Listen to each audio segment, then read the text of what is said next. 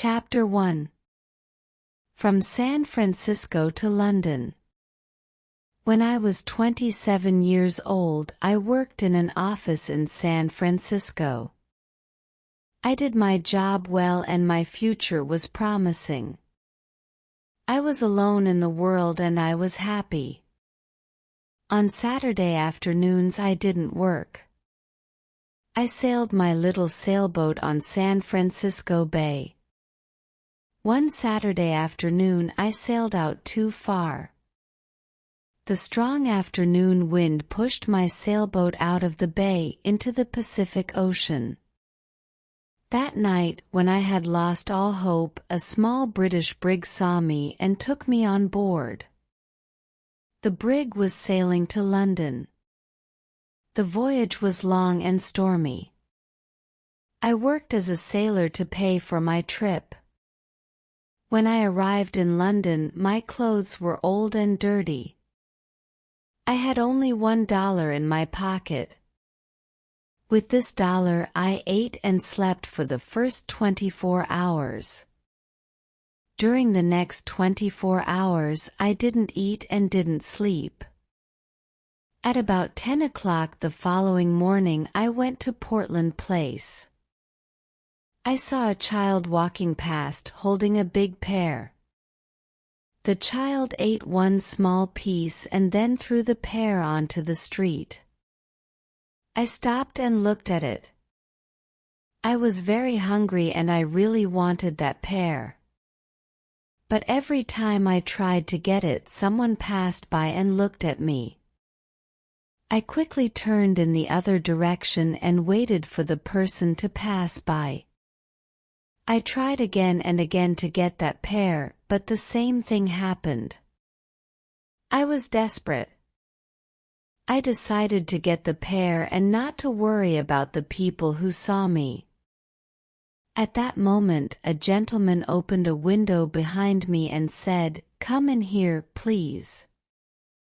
A well-dressed servant opened the door. He took me to a beautiful room. Here, two old gentlemen were sitting and discussing something important. Their breakfast was on the table. I was very hungry and I stared at their breakfast. I want to tell the reader that the two gentlemen had made a bet several days before. I knew nothing about the bet until later. Let me tell you what happened. Chapter 2. An unusual bet. The two old gentlemen were brothers. For several days they argued about a very strange subject. They decided to end their argument with a bet, as the English usually do. The following was the subject of the bet. The Bank of England issued 2 banknotes of $1 million each for a public transaction with a foreign country. England used one banknote and the other remained in the bank. At this point, Brother A said to Brother B, "If an honest and intelligent stranger arrives in London without a friend and without money, except for the $1 million banknote, he will starve to death." Brother B answered, "No. I don't agree." Brother A said, "If he goes to the bank or anywhere else to change this big note, the police will put him in prison. Everyone will think he stole it." They continued arguing for days until Brother B said, "I'll bet $20,000 that the stranger will live for 30 days with the banknote and not go to prison." Brother A accepted the bet. He went to the bank and bought the $1 million banknote. After, he returned home and prepared a letter. Then the two brothers sat by the window and waited for the right man for the bet. They saw a lot of honest faces go by, but they were not intelligent enough. Several faces were intelligent, but they were not honest.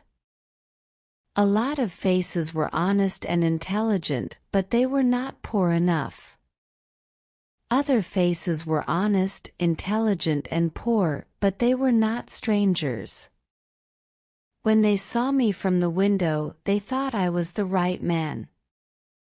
They asked me questions and soon they knew my story. Finally, they told me I was the right man for the bet. I asked them to explain the bet. One of the gentlemen gave me an envelope. I wanted to open it, but he said, "No, don't open it now. Wait until you are in your hotel room. Then read it very carefully." I was confused and I wanted to discuss the subject with them. But they didn't. I felt hurt because I was the subject of a joke. When I left their house, I looked for the pair on the street. It was gone. I was quite angry with those two gentlemen. Far from their house, I opened the envelope. I saw that there was money inside. I didn't stop to read their letter. I ran to the nearest eating place. I ate and ate and ate. At last I took out the envelope with the money to pay for my meal. I looked at the banknote and almost fainted. It was a banknote worth $5 million. I was speechless. I stared at the banknote. The two gentlemen had made a big mistake. They probably wanted to give me a $1 banknote. I saw the owner of the eating place staring at the banknote too.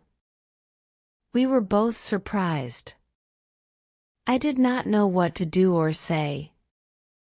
So I simply gave him the note and said, "Give me the change, please." The owner apologized 1,000 times. "I'm very sorry, but I can't change this banknote, sir. I don't have any other money.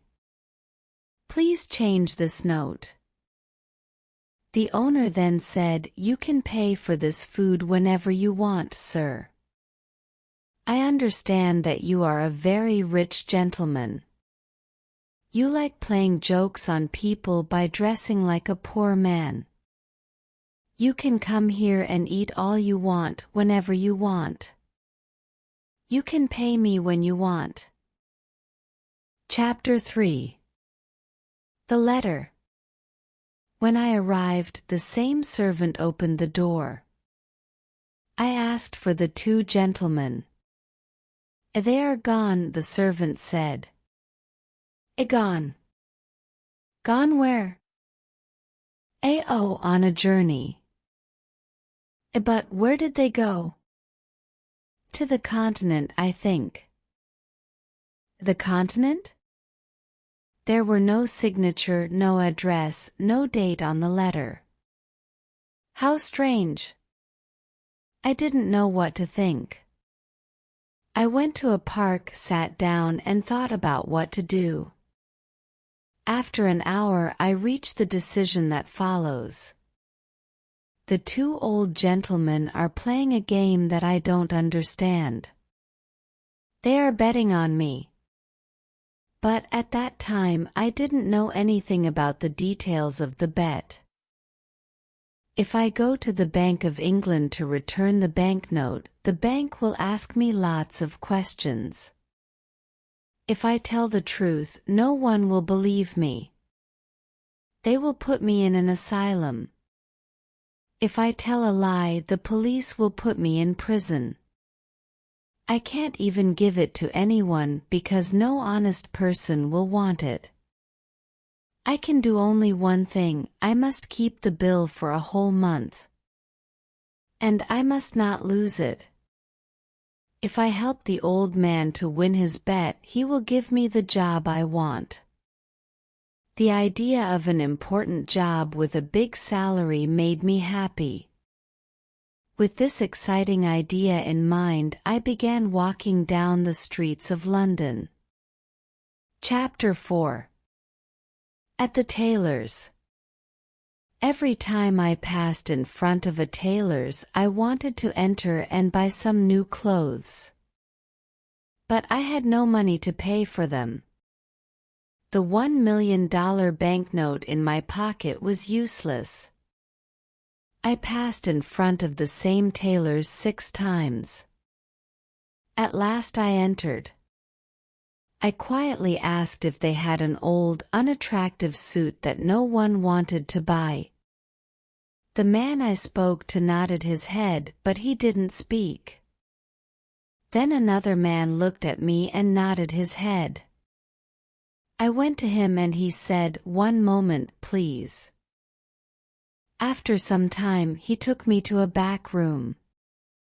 He looked at several ugly suits that no one wanted. He chose the worst for me. I really wanted a suit, so I said nothing. It was time to pay. Can you wait a few days for the money? I haven't got any small change with me. The man said, "Oh, you haven't? Well, I thought gentlemen like you carried large change." My friend, I replied, "You can't judge a stranger by the clothes he wears. I can pay for this suit. But can you change a large banknote?"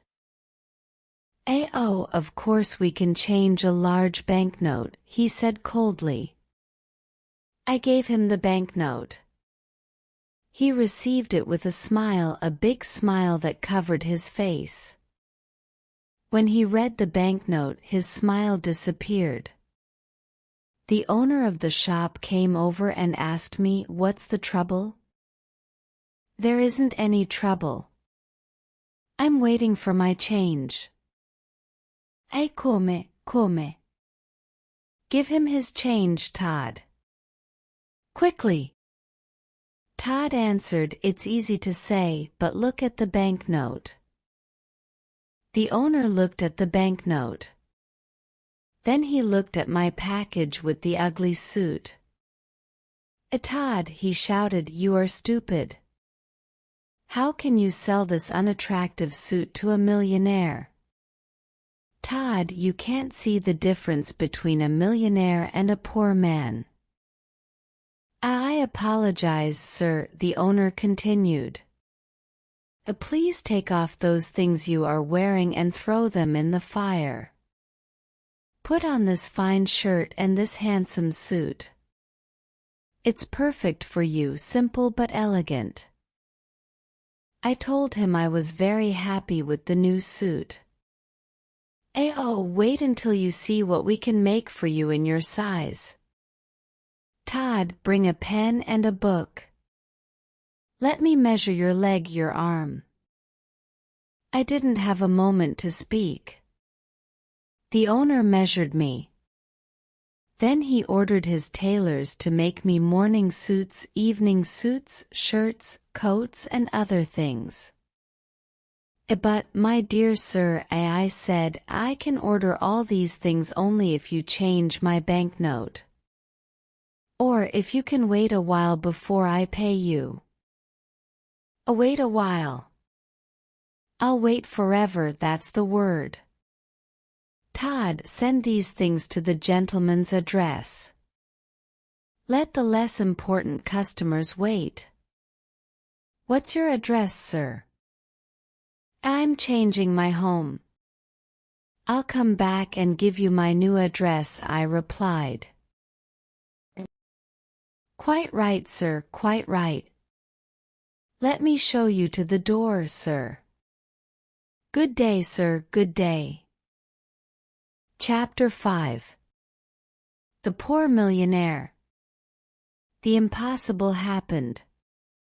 I bought everything I wanted without money. I showed my banknote and asked for change, but every time the same thing happened. No one was able to change it.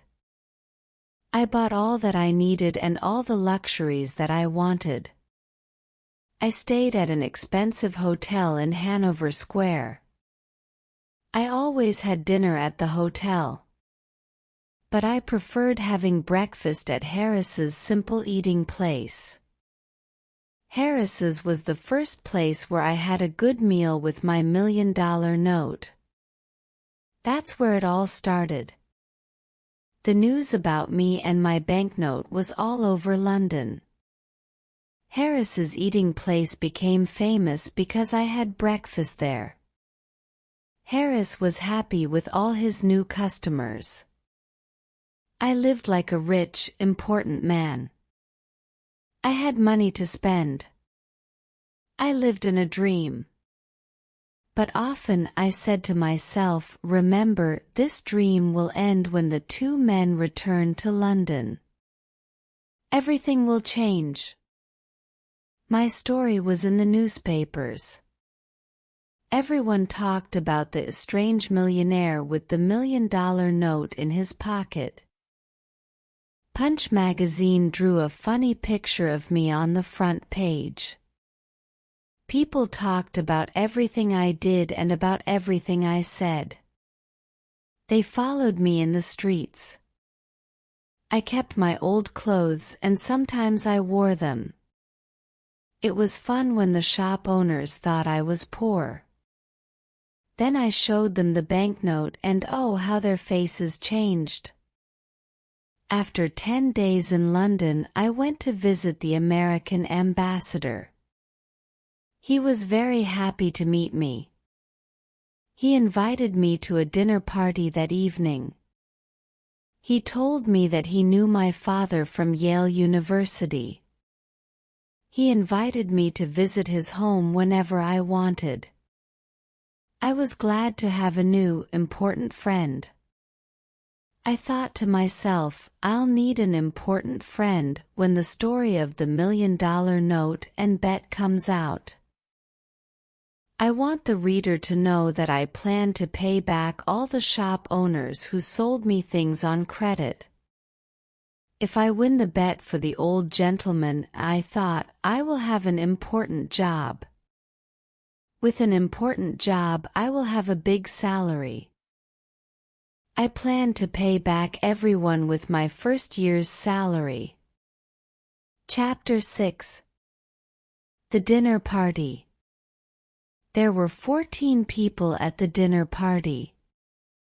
The Duke and Duchess of Shoreditch and their daughter Lady Anne-Grace Eleanor de Bohun, the Earl and Countess of Newgate, Viscount Cheapside, Lord and Lady Blatherskite, the ambassador and his wife and daughter, and some other people.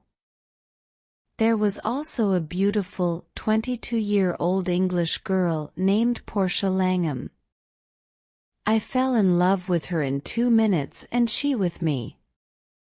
After a while, the house servant presented another guest, Mr. Lloyd Hastings.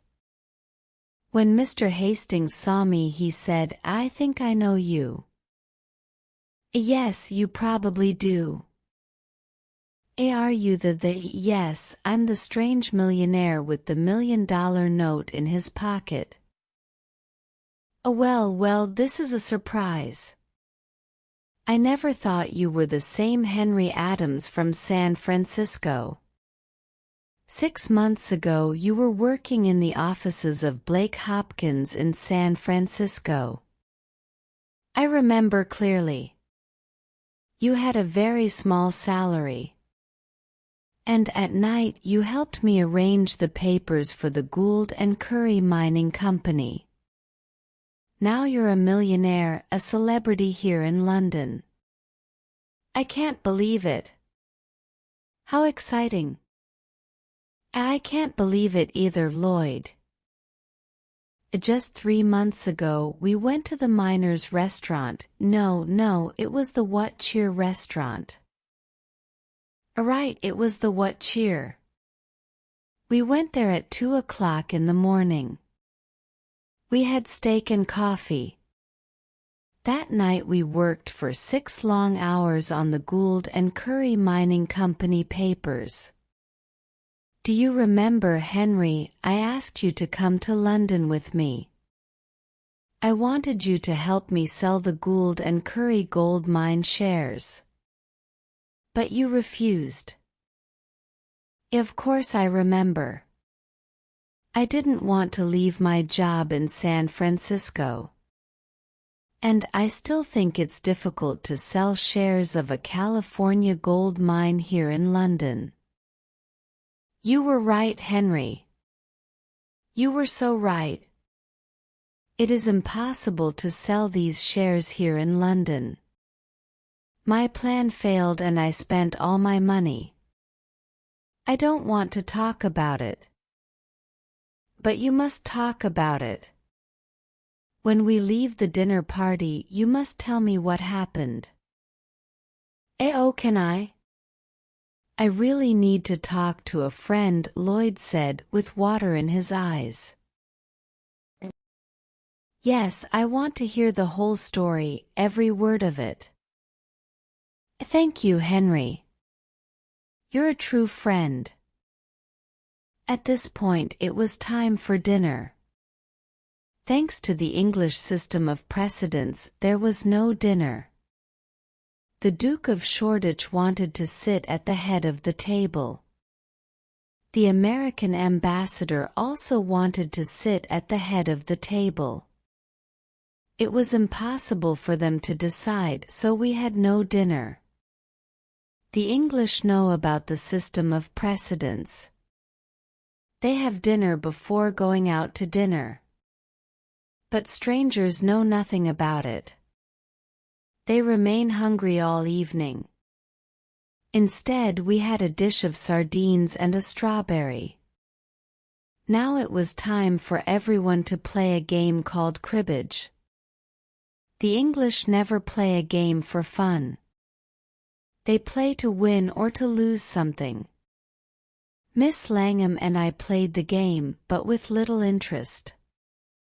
I looked at her beautiful face and said, "Miss Langham, I love you." Mr. Adams," she said softly and smiled, I love you too." This was a wonderful evening. Miss Langham and I were very happy. We smiled, laughed and talked. I was honest with her. I told her that I was poor and that I didn't have a cent in the world. I explained that the $1 million note was not mine. She was very curious to know more. I told her the whole story from the start. She laughed and laughed.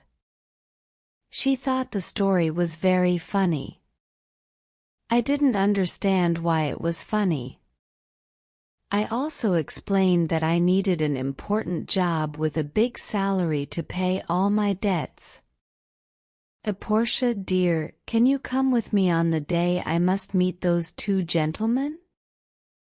Well, yes, if I can help you, she replied. Of course you can help me. You are so lovely that when the two gentlemen see you, I can ask for any job and any salary. With you there, my sweet Portia, the two gentlemen won't refuse me anything. Chapter 7. $1 Million Idea. At the end of the dinner party, I returned to the hotel with Hastings. He talked about his problems, but I didn't listen to him. I was thinking about Portia the whole time. When we arrived at the hotel, Hastings said, "Let me just stand here and look at this marvelous hotel. It's a palace. What expensive furniture. You have everything you want. You are rich, Henry. And I am poor." His words scared me. I too was poor. I didn't have a cent in the world and I had debts to pay. I needed to win the gentleman's bet. This was my last hope. Hastings didn't know the truth. "Henry, just a tiny part of your income can save me. I'm desperate." Hastings cried. "My dear Hastings, sit down here and drink this hot whiskey. Now tell me your whole story, every word of it. Do you want to hear my story again? But you never told me your story. Of course I told you my story as we walked to the hotel. Don't you remember? I didn't hear one word of it. Henry, are you ill? Is something wrong with you? What did you drink at the dinner party? Oh, Hastings, I'm in love. I can only think about my sweet Portia. This is why I didn't hear your story before. Hastings got up from his chair, shook my hand and laughed. I'm very happy for you, Henry, very happy, he said, smiling. I'll tell you the whole story again. So he sat down and patiently started to tell me his story. To make a long story short, the owners of the Gould and Curry gold mine sent Lloyd to England to sell the shares of the mine for $1 million. Any money he received over $1 million was his to keep. Hastings's dream was to sell the shares for more than $1 million and become rich. He had only 1 month to sell the shares. He had done everything to sell them, but nobody wanted to buy them. Then he jumped up and cried, Henry, you can help me. Will you do it? Tell me how. Give me $1 million and I'll sell you all the shares. You will be the new owner of the gold mine. Don't refuse. I did not know what to say. I wanted to tell Hastings the truth. But then an intelligent idea came to me. I thought about it for a moment and then calmly said, I will save you, Lloyd. Then I am already saved. How can I thank you? Let me finish, Lloyd. I will save you, but not in that way. I have a better way. I know everything about that mine. I know its great value. You will sell the shares by using my name. You can send anyone to me since people in London know me. I will guarantee the gold mine. In a week or two you will sell the shares for $3 million by using my name. And we'll share the money you earn. Half to you and half to me. Lloyd was very happy and excited. He danced around the room and laughed. I can use your name. Your name, think of it. The rich Londoners will run to buy these shares. I am saved. And I'll never forget you, Henry. Chapter 8. Back to Portland Place. The next day, all of London talked about the shares of the California gold mine. I stayed in my hotel and said to everyone who came to me, yes, I know Mr. Hastings. He's a very honest man. And I know the gold mine because I lived in the California gold country. It is a mine of great value. People were now interested in buying the shares. I spent every evening with Portia at the American ambassador's house. I didn't tell her about the shares and the mine. It was a surprise. We talked about our love and our future together. Finally, the end of the month arrived. Lots of rich Londoners bought the shares of the mine. I had $1 million of my own in the London and County Bank. And Lloyd did too. It was time to meet with the two old gentlemen. I dressed in my best clothes and I went to get Portia. Before going to Portland Place, Portia and I talked about the job and the salary. Portia, you are so beautiful. When the two gentlemen meet you, they will give me any job and any salary I ask for. Henry, please remember that if we ask for too much, we will get nothing. Then what will happen to us? Don't be afraid, Portia. When we arrived, the same servant opened the door. There were the two old gentlemen having tea. They were surprised to see Portia. I introduced her to them. Then I said, "Gentlemen, I am ready to report to you." "We are pleased to hear this," said one gentleman. "Now we can decide the bet that my brother Abel and I made. If you won for me, you can have any job in my power. Do you have the $1 million note?" "Here it is, sir," and I gave it to him. "I won," he shouted. "And now what do you say, Abel?" "I say he survived and I lost $20,000. "I can't believe it." "I have more to tell you," I said. "But it's a long story. I'll tell you another time. For now, look at this." "A what?" "A certificate of deposit for $200,000. Is it yours?" "It's mine. I earned it by using the banknote you lent me for a month." "This is astonishing. I can't believe it." Portia looked at me with surprise and said, "Henry, is that really your money?